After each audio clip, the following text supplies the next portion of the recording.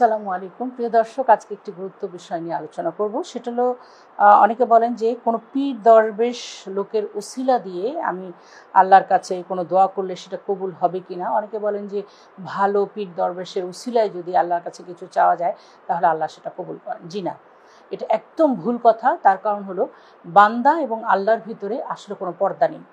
আপনি সরাসরি আল্লাহর কাছে চাইবেন এবং মানুষের কোনো ক্ষমতাই নেই, সে যত বড় আলেম হোক না কেন। আমরা জানি যে কিয়ামতের দিন অন্য কোনো নবীকে এই ক্ষমতা দেওয়া হয়নি, যেটা শুধুমাত্র রাসূল সাল্লাল্লাহু আলাইহি ওয়াসাল্লামকে দেওয়া হয়েছে। শুধুমাত্র রাসূল সাল্লাল্লাহু আলাইহি ওয়াসাল্লাম আমাদের জন্য সুপারিশ করার অধিকার পাবেন। সেই জন্য আবার আমাদেরকে দুনিয়াতেই রাসূল সাল্লাল্লাহু আলাইহি ওয়াসাল্লামের সুন্নতকে ফলো করতে হবে, রাসূলকে অনুসরণ করতে হবে। তাহলেই একমাত্র আমরা কিন্তু রাসূলের সুপারিশ পাবো। এক্ষেত্রে অনেকে মনে করেন জীবিত কোনো ব্যক্তি, খুব কামেল কোনো লোক, তার কাছে গিয়ে যদি দোয়া চায়, সে যদি দোয়া করে তাহলে কি দোয়া কবুল হবে কিনা, এটাও না। আসলে আল্লাহর কাছেই আপনি সরাসরি চাইবেন। আপনি কেন মানুষের কাছে যাবেন? কারণ যদি আপনি কোনো কামেল ব্যক্তি বা কোনো দরবেশের কাছে যান তাহলে সেক্ষেত্রে কী হবে, তখন আপনার আল্লাহ রাব্বুল আলামিন দেখবেন যে আল্লাহর প্রতি আপনার আস্থা কম, আপনি কিন্তু মানুষের উপর আস্থা করছেন। আসলে আপনি জানেন না যে সে আসলেই কি সেরকম কামিল কিনা, আপনি জানেন না সে কোনো গুনার কাজ করছে কিনা, কিন্তু আপনার কাছে মনে হচ্ছে সে অত্যন্ত কামিল ব্যক্তি। তবে হ্যাঁ, মা বাবার কাছে দোয়া চাইলে এবং সেই মা বাবা যখন আল্লাহর কাছে চাইবেন তখন অবশ্যই সেই দোয়া আল্লাহ কবুল করবেন। মা বাবার দোয়া কবুল হয়।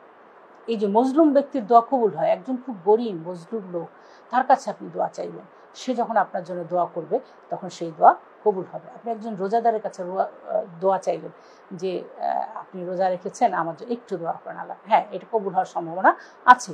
এরকম কিছু কিছু ক্ষেত্রে আপনার এই দোয়া কবুলের কিন্তু কথা হাদিসেই ঘোষণা দেওয়া আছে।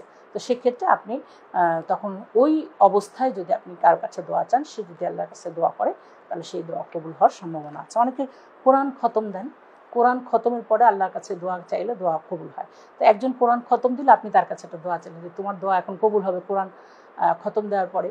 তো সেক্ষেত্রে তখন আপনি তার কাছে যদি দোয়া চান যে তার জন্য একটু দোয়া করতে, হয়তো আল্লাহ কবুল করবেন। তবে নিজের সমস্ত দোয়া আল্লাহর কাছেই সরাসরি চাইতে হবে।